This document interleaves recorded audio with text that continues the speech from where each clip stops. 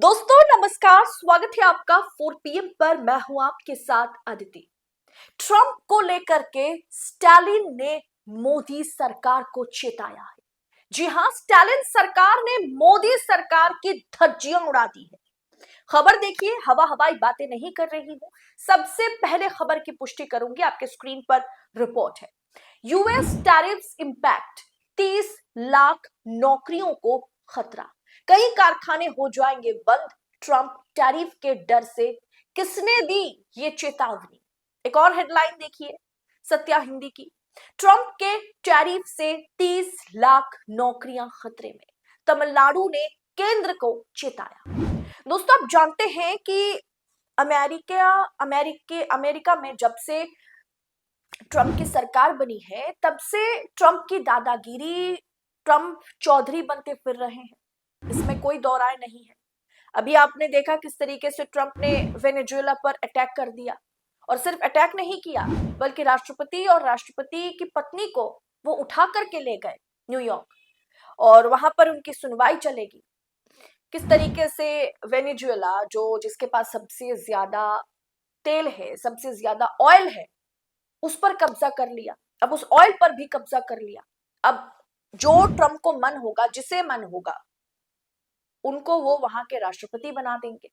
और जब से वो सेकंड टाइम के लिए जब से वो राष्ट्रपति बने, तब से इंडिया के साथ my dear friend Donald Trump, my dear friend Modi, ये सब खत्म हो गया है। अब डोनाल्ड ट्रंप मोदी को वो तवज्जो नहीं देते। आए दिन ऐसे ऐसे बयान वो देते हैं जिससे पता चलता है कि मतलब भारत के प्रधानमंत्री, उनके लिए कोई कद उनके सामने है ही नहीं भारत के प्रधानमंत्री का। और अब अमेरिका ने जो टैरिफ लगाया है, उसका असर दिखने लगा है, जिसके बारे में मैंने पहले भी आपको बताया था। और असर ऐसे दिखने लगा कि हमारे देश में टेक्सटाइल का 30% मेजॉरिटी जिस स्टेट के पास है, तमिलनाडु। तमिलनाडु की सरकार, स्टालिन की सरकार ने मोदी जी को शेकन कर दिया, मोदी जी को हिला दिया।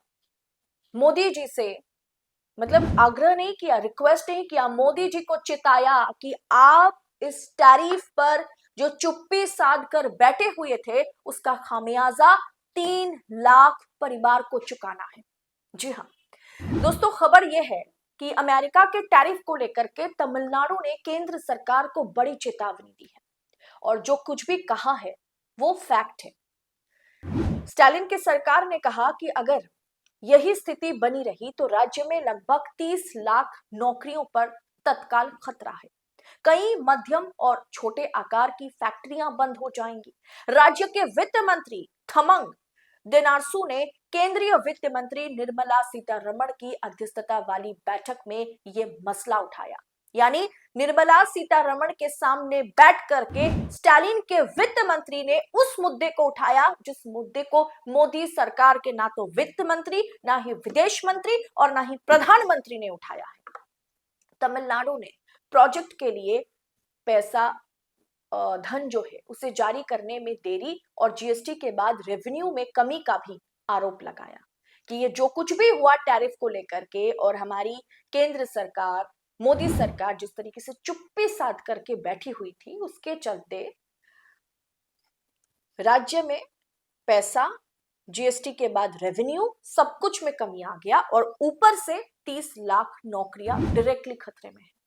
राज्य के साथ भारत के वार्षिक बजट पूर्व परामर्श, क्योंकि अभी आप जानते हैं कि 1 फरवरी से बजट सत्र शुरू होगा, और आज लगभग जो है 12 जनवरी है, कुछ दिन बाद 1 फरवरी से बजट सत्र शुरू होगा। उससे पहले सभी राज्य के वित्त मंत्री के साथ बैठ करके निर्मला सीतारमण परामर्श करती हैं, ये एक परंपरा है।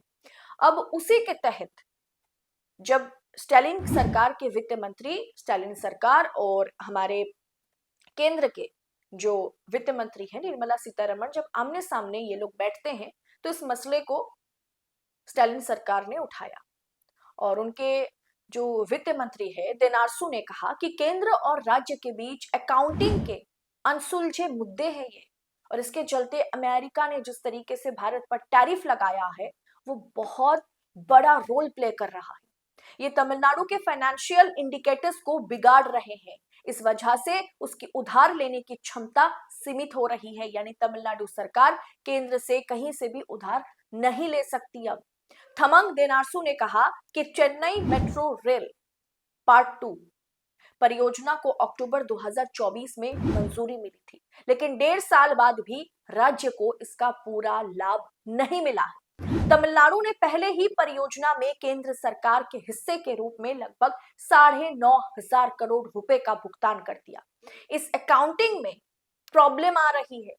मंत्री जी ने कहा कि तमिलनाडु भारत के कपड़ा निर्यात का 28% हिस्सा रखता है। जैसे मैंने आपसे कहा, करीब 30%। तमिलनाडु ऐसा राज्य है जो इंडियन टेक्सटाइल का 28% हिस्सा अपने पास रखता है। तमिलनाडु से हमारे टेक्सटाइल का 28% आता है और 75 लाख से अधिक श्रमिक इसमें काम करते हैं। जो टैरिफ लगा है उसका असर इस तरीके से हो रहा है कि 30 लाख नौकरी खत्म होंगे, यानी 30 लाख श्रमिक छांटे जाएंगे और 30 लाख परिवार रास्ते पर आ जाएगा। दोस्तों, ये राष्ट्रीय चिंता का विषय है। जो बात ट्रंप के आगे नरेंद्र मोदी सरकार को करनी चाहिए थी कि ये हमारे लिए एक नेशनल टेंशन है। हमारे आप जो ड्यूटी लगा रहे हैं, आप जो टैरिफ लगा रहे हैं, उसके चलते हमारे श्रमिक परिवार रास्ते पर आ जाएंगे। लेकिन जब टैरिफ की बात आई तो मोदी जी चुप्पी साध करके बैठे हुए थे।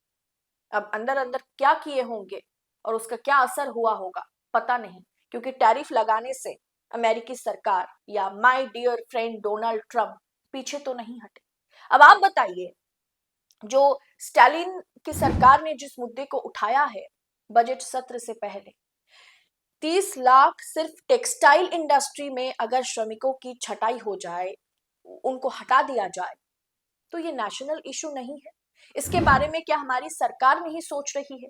क्या सरकार ने सोचा है कि 30 लाख नौकरियां गंवाने के बाद इन श्रमिकों का क्या होगा?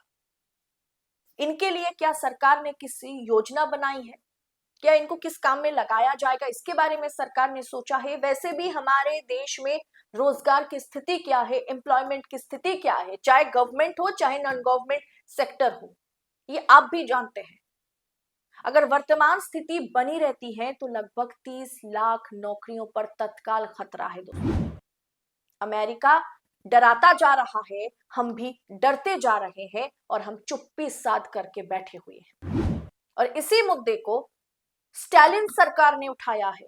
इस मुद्दे पर मोदी सरकार को सोचने की जरूरत थी, क्योंकि यह हमला एक तरीके से हमारे भारत पर था, सब पर था, और देश के प्रधानमंत्री होने के नाते सबसे पहले मोदी जी को इसके बारे में सोचनी चाहिए थी, मोदी जी को इसके बारे में सोचना था।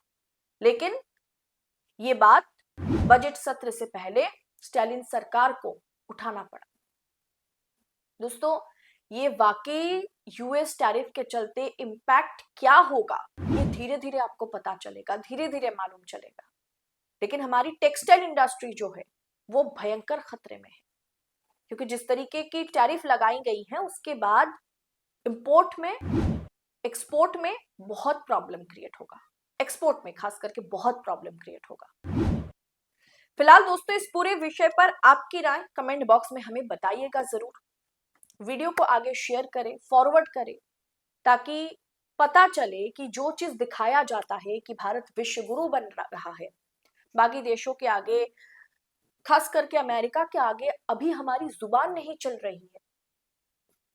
पता नहीं क्या डिप्लोमेटिक स्ट्रेटेजी है जिसके तहत हमारी सरकार काम कर रही है। उम्मीद करूंगी कि हमारी सरकार जो है वो कुछ ना कुछ अच्छा ही सोच रही होगी, वरना अभी तो 30 लाख नौकरियों से बस शुरुआत है।